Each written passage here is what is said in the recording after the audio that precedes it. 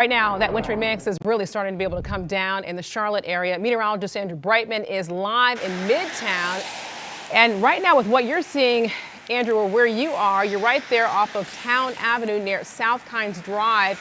So you and Tara forecasted these conditions would be more on the icy side rather than the snow. Is that what you're seeing behind you?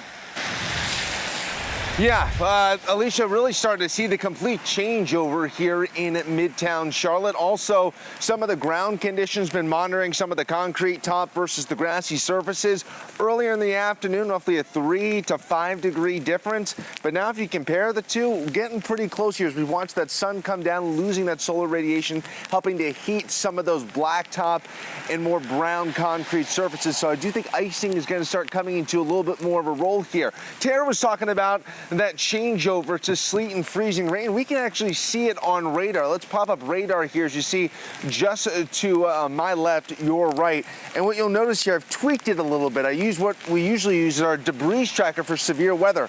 Anything on this screen here to my right that comes off as white, that means the radar is picking up everything uniform. But you see this area of blue, this ribbon of blue between Hickory and Shelby right over Charlotte.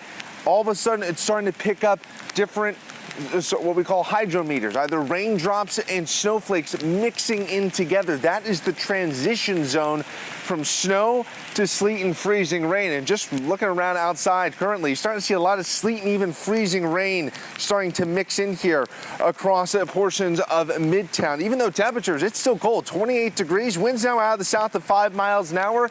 We've watched those dew points come up, and all across the region, anything that falls currently is going to be frozen. Even though it might look like rain, any of those exposed elevated surfaces, it is going to hit and freeze on contact. It is currently in the upper 20s all across the Piedmont. We're talking more about this coming up during the 6 o'clock hour, but for right now, I'm meteorologist Andrew Brightman live in Midtown for Queen City News.